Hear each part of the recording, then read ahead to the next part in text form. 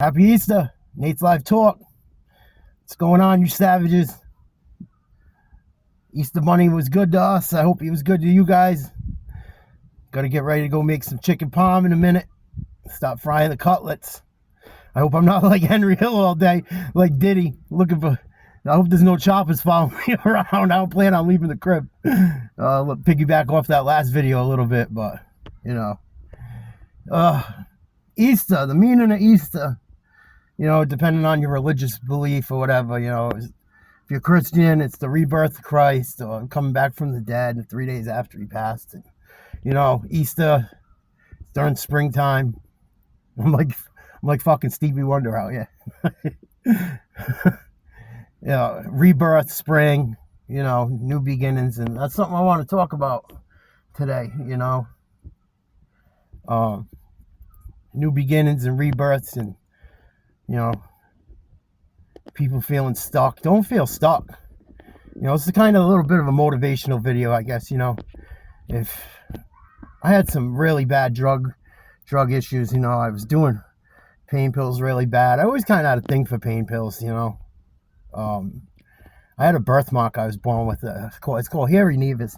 They started cutting it off me when I was a little kid, and I had to go up to Boston and Shriners Burns, and spent half my life at least in the hospital bed up there. It was some deep stuff, and I'll talk about that too, you know.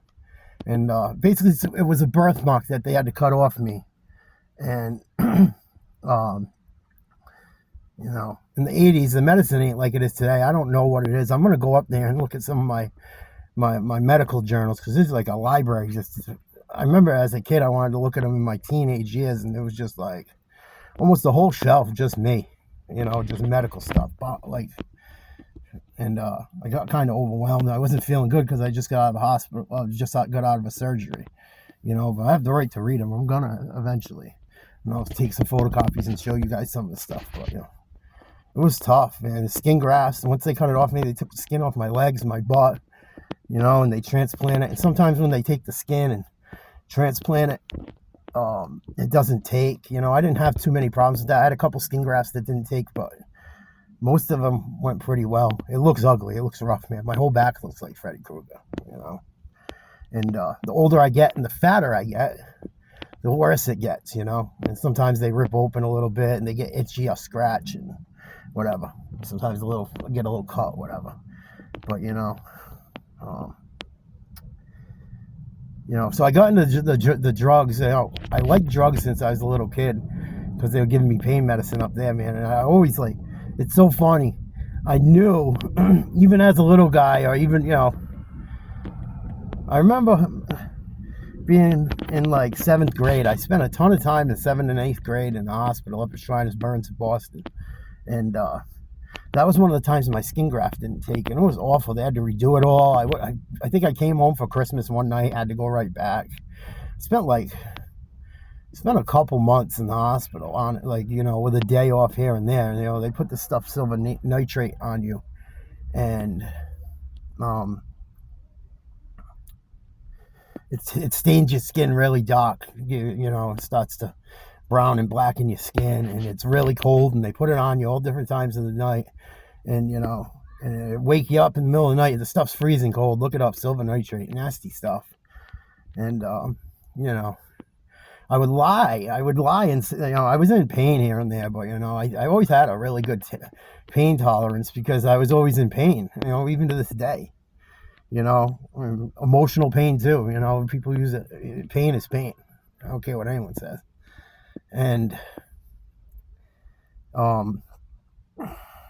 sorry, one shot in it again. You know, I would lie. What I'm saying is, you know, as addiction, I would lie to the nurses and say I was in pain to get the pills, even at 10, 11, 12-year-old. You know, I loved it. Change something, man. Them opiates change you. I don't care what no one says. If you've done them, you know, they change you. I've never really gotten a lot of other drugs. You know, I tried some stuff. You know, I was kind of a downer guy. I really liked opiates, you know, to be truthful. I'm not trying to romanticize it or nothing, but, man, that was my thing. Big time. You know, and I had an excuse. I had an excuse for it, you know, so What are they gonna, at least in my younger years. Even I used it as an excuse, but when you're laying in a hospital bed and you're 10, 12, a kid, they're gonna give it to you. They're gonna give it to you. But what I'm trying to say is,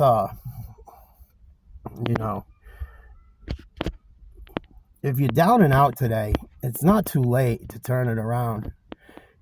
Some people on Easter don't go, holidays suck for some people. I lived that way for a long time, and it's probably half the reason I butt heads with my family still to this day. There's so much bad shit. I wasn't an angel, man.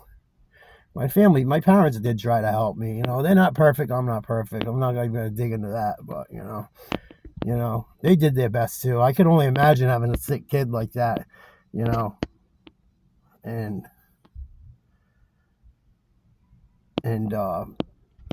being a young couple trying to make it and whatnot, and they lost a kid before me. My mother had a miscarriage, so they got trauma and stuff too. But what I'm saying is Easter it's a rebirth. You can always change. You can always change. It's never too late, baby. You gotta get up off the mat. You gotta start punching back. You just gotta do it. You may be down in the dumps today. I'm sorry. I feel for you. I know what it's like, man.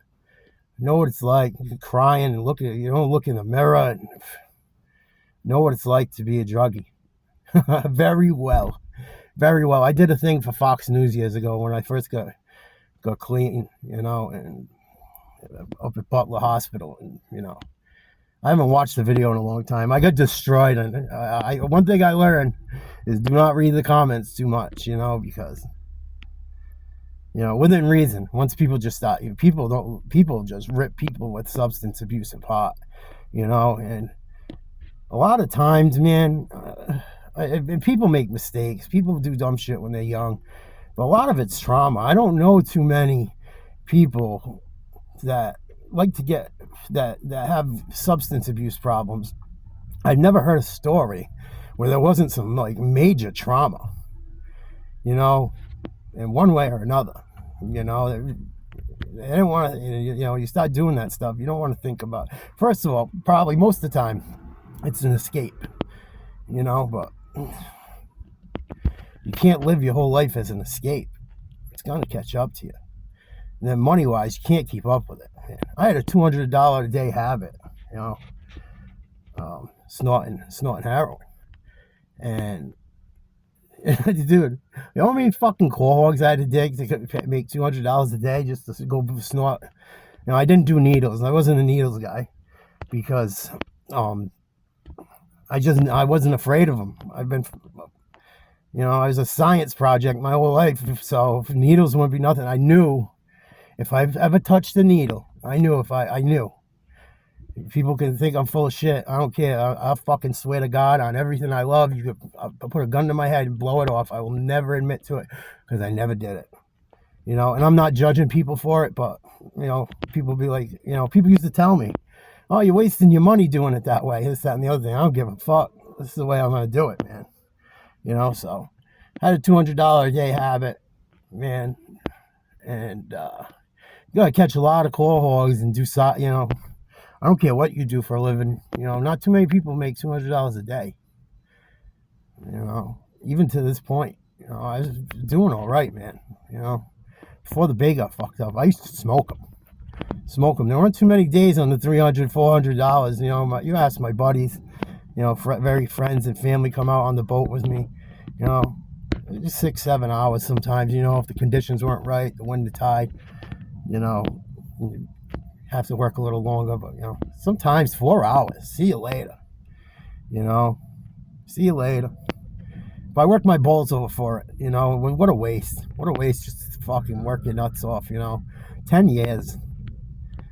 From 20, I was already off and running and shit, but once I really got into Corog, and it was in just before my mid-20s, and I waste up money and potential, and my fucking boat would be falling apart half the time. My parents would help bail me out. I'd have to pay them back. Always paying people back. What a monkey, man. Talk about monkey on your back. Holy shit. You know, stress. Christ. You know, I got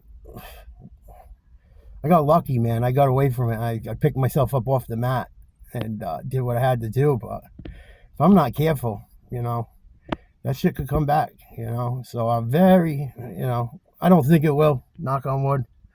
I know I'd lose everything. I got such a great life now, you know, as far as my stepkids and Jennifer, you know. And it was something I never thought I'd have, you know. I never thought I'd have a family of my own, you know. And, you know, it's just the way it worked out. You know, we hit up each other up on Facebook and we're just chatting and, you know, went out and talked. And, you know, it just, some reason she liked me. I don't know why, but, you know, I'm lucky I met her after that shit was over with, because, you know, I had a girlfriend here and there during it and stuff, but that poor girl, you know, I apologized to her and stuff. I'm sure it didn't mean shit, you know. You know, I didn't steal off her. You know, I wasn't a big thief stuff. Like I said, I always worked. In one of my previous videos, I always worked. And that poor girl, man, you know, I'm sure she tried her best. You know. I remember she dropped me off at Phoenix house. And, you know, I think for one of my first tries of getting clean. And she probably was like, he's not on my watch anymore, you know, because and I got out. She brought me cigarettes, and she wasn't a street kid. She wasn't really street smart, you know. You know, when you're in these institutions and shit, you know, you can smoke cigarettes outside a few times a day. It's about all you have, you know. It's not jail, but it's kind of close, you know. You live in like a room with 4 or 5 guys. Everyone's fucking puking shit, and it's fucking gross. The lowest of the low, bottom of the barrel, man. Fucking people shaking from alcohol, benzos. Got some people in there just because they're fucking doing it because the cops are after them, you know, playing the game. Ugly shit. So she brings in, my ex brings in like cigarettes to me. You know, I still had some money saved. I was making money. I always had like enough to pay my bills and do that for the most part. If not, I'd borrow it and pay it back. Borrow it, pay it back. You know.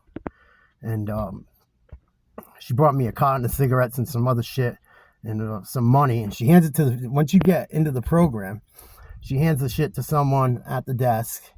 You know, they fucking open it, rummage through everything. She thought it was like one of the workers there. It was some guy at the front desk that was waiting for a fucking counselor or something. Took half the shit. They go bring it back into my side of the wing of the detox. And the fucking, part of my language, it's just, I can't help it. I have an awful mouth. And they bring the cigarettes back. There's like 5 packs out of 10. You know, half the money's missing. I was fucking hot. I go, get on the phone right away. They wouldn't go find the motherfucker that took it. I go, oh. I call her up. I go, come get me. I'm getting the fuck out of here, you know. It pissed me off. I want to break someone's face when that shit happened. I was hot, man. You're not feeling good, you know. They give you a little methadone and shit here and there for a few days, and then you're on your own, man. Talk about crawling out of your skin, man. Don't ever do opiates. Don't ever get into them deep, man. You know, if your doctor gives them to you, really only take them when you need them, because it don't take long, man. You'll be crawling out of your skin. It's like the flu times 1,000. It ain't worth the high. You know, the high only, the good high, you know, it takes so much as you progress, you know, and the lows of the low, man, holy smokes. Going to the bathroom, in and out of showers all night, on and off. But, you know, thank God I'm past that. Thank God I am past that, man. But I got to revisit it every once in a while. And, you know, Easter's about rebirth, man. If you're going through substance issues, mental health issues, any of that stuff, get up off the canvas. You got to fight. If it's your life, you got to fight for it. You know, you could fucking do it, man. You want to talk to me? You want to come on here and talk about it? We're going to do a lot of stuff with that. Because fentanyl is just running through this country. Fentanyl is the worst. And that's the thing. That's probably the biggest reason I quit. Fentanyl, man, it scared the fuck out. It still does. You know, even when I was a mailman delivering packages and stuff, you get these weird packages, you know, from places, and you're like, I put fucking gloves on. You don't know, man. You touch that shit, you're a goner. And someone don't got Narcan around, and even if you're not used to it, and you get a fucking lethal dose, and they got carfentanil, afentanil, they use it for animals, for livestock, and you know, fucking giraffes and big shit at zoos. You know, it's not for human consumption. The different types of it they have, and you know, the people that are selling it, it's so cheap. They're putting it in everything. I heard of people putting it in weed now, this, that, and the other thing. But you know, I'm so grateful. You know, I'm not perfect, very far from it. Always a work in progress. But man, Easter is the rebirth of Christ and many other things. There's a lot of issues, but I look at it as spring and rebirth. And you know, if you're hurting or you're feeling bad, you know, there's people you can talk to. There's lots of places you can reach out. Google it, you know, call 911. Please, you guys, don't do something that you're gonna regret and or hurt someone or yourself, and you think when you get down in that hole, man, down in the hole, Alice in Chains, down in a hole, feeling this low. It's true. You know, your mind stop playing tricks on you, man. So, you know, if anyone wants to talk about that stuff privately, hit me up. You want to talk about it, you want to get some help, we can point you in the right direction. I got a lot of resources. I know people that deal with that stuff, you know, but it's never too late to reinvent yourself and be reborn. It's not too late. It's never too late, man. I swear to God, I'm going to have a lot of stories about this stuff, you know, and there's stories of people all over the world that done great things after it. Do not, just because you're fucked up on drugs or drinking, or you know you're struggling with your mental health or your money and this and that, baby, it's gonna be okay. Baby, don't cry, you know, or cry, but it's okay to cry. But you gotta get your head up. You gotta keep your head up. The road is hard. Never give up, right? You never give up. Never give up. Never reinvent. Never think you can't reinvent yourself. Never think you can't do better. Never think you got to go work for some asshole. Never, ever think it's too late to, you know, be whatever you want to be. You know.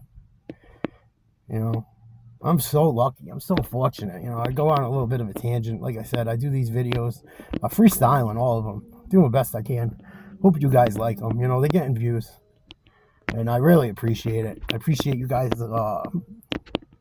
you know, liking stuff, sharing stuff, subscribing stuff, man. And, you know, it's going to be a process, you know. Some days are better than others. It's just life. It's just life, you know. Got to start. I know I take life for so long, so serious. It's not that serious, you know. And I have a great life now. Jennifer, my boys, man, my stepchildren, you know, I say that because I don't want, it's not a disrespect to their biological father or nothing, even though we don't see eye to eye, and, you know, we've had some run-ins and falling outs and stuff. And I try to stay out of the stuff with him and Jen. You know, he has the right to, you know, talk to his children and her and this, and then he don't need me over there all the time and this and that. But, you know, I'm sure it's not easy for him. You know, it's just, you know, fall in love. Well, you're gonna, you know, I'm not gonna apologize for falling in love. You know, she's just single. I didn't do some dirty stuff, but, you know, I'm so grateful. So grateful. She's like, I hope you're not talking shit about me on your videos and this and that. So, you know, this is for you, babe. You know, she was a hard-working girl, man. She's been through a lot. Been through some tough stuff. You know, both of us have family stuff issues. And, you know, a lot of anxiety there, but a lot of anxiety. You know, if you're going over family's house to the older people out there, parents and stuff, you know, take it easy on it. Everyone's got to take it easy on each other, you know. You raised your children.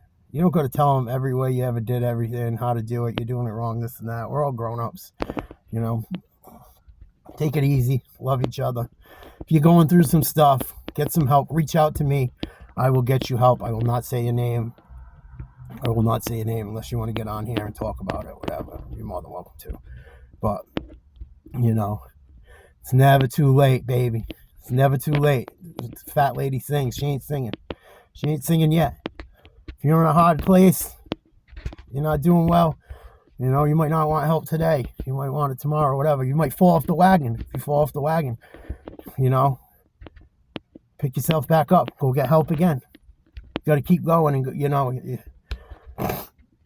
oh, my allergies, sorry. You got to keep going. You got to keep going. You can't just, like, I mean, if you give up, you give up, you know. If you're not happy already, you know. So, if you need help, you're going through some stuff, let me know. I mean that from the bottom of my heart. Mental health, addiction, anything. You know, you want someone to talk to, I'm here. You know, that's part of what I'm about. It's part of what this is about, you know. It's not about a money grab, this YouTube thing. It's, you know, if it makes some bread, great. But, you know, you could do anything in this world. You know, I see it all over.